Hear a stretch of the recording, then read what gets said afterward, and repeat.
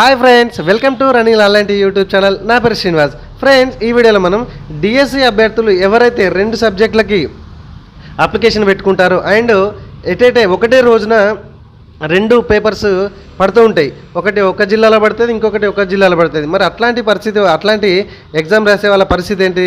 So ఇట్లాంటి వాళ్ళకైతే మనకి డిఎస్సి మంచి ఒక నిర్ణయం అయితే తీసుకున్నది. సో ఇట్లాంటి అప్డేట్స్ నేను ఇస్తూనే ఉంటాను కాబట్టి వీడియో నచ్చితే మాత్రం ఖచ్చితంగా లైక్ చేయండి.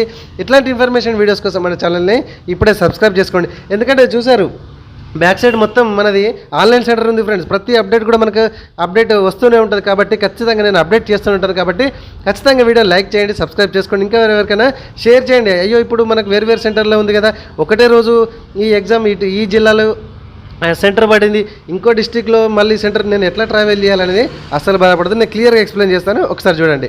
సో ఫర్ ఎగ్జాంపుల్ ఇప్పుడు చూడండి, ఒక 19వ తారీఖు ఎగ్జామ్ ఉంది, ఓకేనా? ఎగ్జామ్ ఉంది, 2 పేపర్లు అదే రోజు పడింది.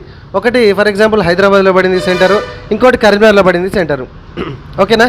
సో వీళ్ళిద్దరు ఇప్పుడు హైదరాబాద్లో ఆ ఎగ్జామ్ అటెండ్ అయ్యి మళ్ళీ మధ్యాహ్నం సెక్షన్కో లేకపోతే ఈవినింగ్ సెక్షన్కో మన కరీంనగర్కి వచ్చి రాయడానికి వీలవుతుందా? పోనీ కరీంనగర్లో పడితే ఈ ఎగ్జామ్ రాసిపోయి హైదరాబాద్లో రాయడానికి వీలవుతుందా? కాదు. సో ఇట్లాంటి వాళ్ళకి మనకి గవర్నమెంట్ అయితే మంచి నిర్ణయం తీసుకున్నది డిఎస్సి.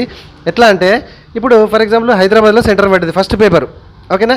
సో ఫస్ట్ పేపర్లో ఎక్కడైతే పడిందో అక్కడనే సెకండ్ పేపర్ ఆ మార్నింగ్ సెషన్ ఈ పేపర్ అయిపోయినాకనే మీకు టైం సెకండ్ పేపర్ సెట్ చేశారో, మధ్యాహ్నం సెషన్ లేకపోతే ఈవినింగ్ సెషనా, అదే సెషను ఆ ఫస్ట్ పేపర్ రాసిన చోటనే ఎగ్జామ్ రాయడానికి అయితే అవకాశం అయితే ఈజీగా మనకు కల్పించింది. ఆల్రెడీ దీని మీద మనకి ఆటోమేటిక్గా మనకి ఈ హాల్ టికెట్స్ అయితే మళ్ళీ ఇష్యూ చేస్తారంటే డోంట్ వరీ, ఆల్రెడీ ఎవరైతే డౌన్లోడ్ చేసుకున్నారో కంగారు పడాల్సిన అవసరం అయితే లేదు. ఓకేనా ఫ్రెండ్స్, వీడియో వచ్చింది కదా? సో క్లారిటీ ఏమైనా అర్థమైందా? మళ్ళీ అర్థం కాకపోతే మళ్ళీ చెప్తాను చూడండి. 2 పేపర్లు పడ్డాయి ఫ్రెండ్స్, ఒకటే రోజు. ఒకటి వేరే చోట పడ్డది, ఒక వేరే డిస్టిక్లో పడ్డది, సెకండ్ పేపర్ వేరే డిస్టిక్లో పడ్డది. ఫస్ట్ పేపరు మీరు ఎక్కడైతే రాశారో అదే ఫస్ట్ పేపర్ని రాశారో, సెకండ్ పేపర్ కూడా అదే సెంటర్లో మీరు ఆ మధ్యాహ్నం సెక్షనా ఈవినింగ్ సెక్షనా రాయడానికి అవకాశం డిఎస్సి కల్పించింది. ఓకేనా?